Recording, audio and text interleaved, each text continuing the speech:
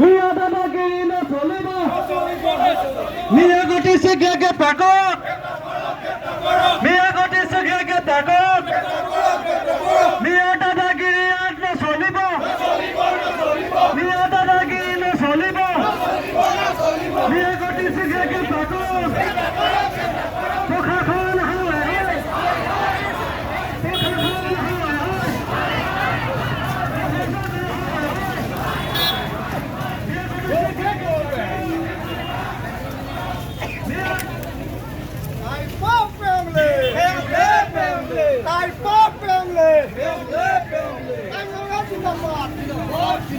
যোৱাৰ লগে লগে আপোনালোকে দেখিব তাত বিভিন্ন প্ৰান্তৰ মানুহবিলাক আহি তাত বসতি স্থাপন কৰিছে, বেদখল হৈছে। আপুনি আমাৰ দিয়ৈ আঙলি অঞ্চলত দেখিব, তাতো আমাৰ বিভিন্ন ধৰণৰ মিয়া মানুহ আজি আহি তাত সোমাই পৰিছে।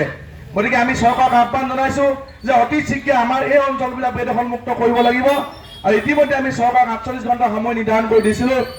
চৰকাৰে যদি 48 ঘণ্টাৰ ভিতৰত এই ব্যৱস্থা নলয় তেতিয়াহ'লে আমি সকলোৱে মিলি অভিযান চলাইছে। কিন্তু আপোনালোকে যদি লক্ষ্য কৰে বিগত এটা বছৰত আমি এই আন্দোলনত প্ৰত্যক্ষভাৱে আমি সংগ্ৰামত অৱতীৰ্ণ হৈছো যদিও কিন্তু আমি ঘৰে ঘৰে গৈ অভিযান চলোৱা নাছিলো।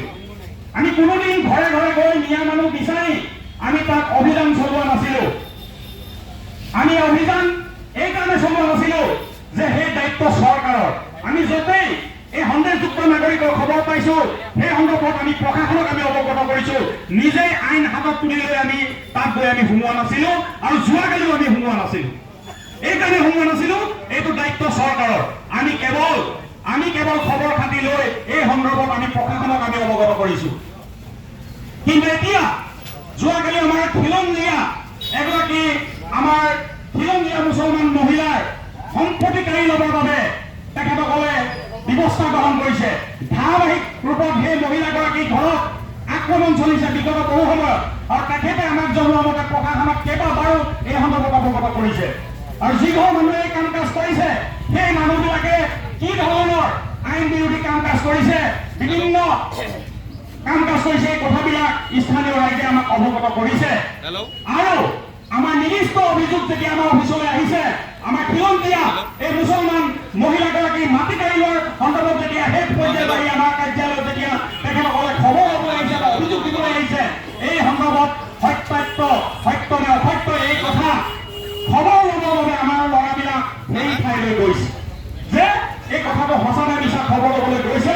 আৰু তাৰ পৰৱৰ্তী পৰ্যায়ত আমি পৰৱৰ্তী পদক্ষেপ ল'লোহেঁতেন আৰু প্ৰথমে আমি প্ৰশাসনৰ ওচৰলৈ আমি গ'লোহেঁতেন। কিন্তু যেতিয়াই খবৰ ল'বলৈ গ'ল তাৰ জাতি জোন লৈ আমাৰ ল'ৰাক মাৰিবলৈ খেদি আহিলে, প্ৰাণে ল'ৰা ভাবুকি দিলে। আনকি আমাৰ ল'ৰাই যদি এই সময়ত হস্ত নহ'লেহেঁতেন আমাৰ এজন যুৱক কালি মৃত্যুমুখত পৰিলেহেঁতেন। কাৰণ যিধৰণে দাখন তেওঁলোকে ডিঙিলে দলিয়াই দিছিল আমাৰ ল'ৰা কালি মৃত্যুমুখত পৰিলেহেঁতেন। আৰু এই কথাটো আমাৰ প্ৰাণ কেন্দ্ৰস্বৰূপ খিলঞ্জীয়া জনগোষ্ঠীৰ প্ৰাণ কেন্দ্ৰস্বৰূপ চৰাইদেউত এই কথাটো কেতিয়াও সহ্য কৰা নহ'ব। যোৱা এটা বছৰ ধৰি আমি সংযমেৰে ধৈৰ্যৰে কথাবিলাক লক্ষ্য কৰি আহিছিলো, কিন্তু এতিয়া আমাৰ ধৈৰ্যৰ বান্ধ আমাৰ হেৰাই গৈছে, ধৈৰ্যৰ বান্ধ আমাৰ খুলি গৈছে। এতিয়াও সহ্য কৰা নহ'ব। 48 ঘণ্টা সময় আমি কালি দিছিলো। 48 ঘণ্টা সময়ৰ ভিতৰত দুটা কাম হ'ব লাগিব। প্ৰথম, সেই আক্ৰমণকাৰী পৰিয়ালটো চৰকাৰে পুলিচ প্ৰশাসনে তেখেতসকলে গ্ৰেপ্তাৰ কৰিব লাগিব, এইটোৱে প্ৰথম দাবী। আৰু দ্বিতীয়তে 48 ঘণ্টাৰ ভিতৰত উজনি অসমৰ পৰা মিয়া লোক যাব লাগিব। আৰু প্ৰশাসনক আমি আহ্বান জনাইছো এই 48 ঘণ্টাত আমাৰ উজনি অসমৰ প্ৰশাসনে এই ব্যৱস্থা গ্ৰহণ কৰক। যদি প্ৰশাসনে ব্যৱস্থা গ্ৰহণ নকৰে এইবাৰ কিন্তু আমি কোন পৰ্যায়ৰ ওপৰত কিন্তু আমি অভিযান চলাম, আমি ঘৰে ঘৰে অভিযান চলাম, এইটো আজি তাৰিখত আমি ঘোষণা কৰিছো। আমি আৰু এটা কথা দাবী জনাইছো, আমাৰ টাইপাৰ সদস্যসকলক প্ৰাণে মাৰিবৰ কাৰণে যিসকলে আগবাঢ়ি আহিছিলে, যিসকলে যোৱাকালি আক্ৰমণ কৰিছিলে, তেওঁলোকক যদি গ্ৰেপ্তাৰ নকৰে 48 ঘণ্টা সময় দিয়া হৈছে, নহ'লে অহা শনিবাৰৰ পৰা আমি 100 ঘণ্টা চৰাইদেউ জিলা বন্ধ ঘোষণা কৰিছো। 100 ঘণ্টা, আৰু এই 100 ঘণ্টা সময়ছোৱাত ইয়াত সৰ্বাত্মক ৰূপত বন্ধ কাৰ্যসূচী আমি গঢ়ি তুলিম। আমি 48 ঘণ্টা সময় দিছো। প্ৰশাসনে কি কৰি আছে? যোৱাকালিৰ পৰা এতিয়ালৈকে প্ৰায় 20 ঘণ্টা সময় উকলি গ'ল। প্ৰশাসনে কি কৰি আছে? গতিকে মই প্ৰশাসনক আহ্বান জনাইছো যাতে তেখেতসকলে অতি শীঘ্ৰেই এই অপৰাধী পৰিয়ালটোক যাতে গ্ৰেপ্তাৰ কৰে।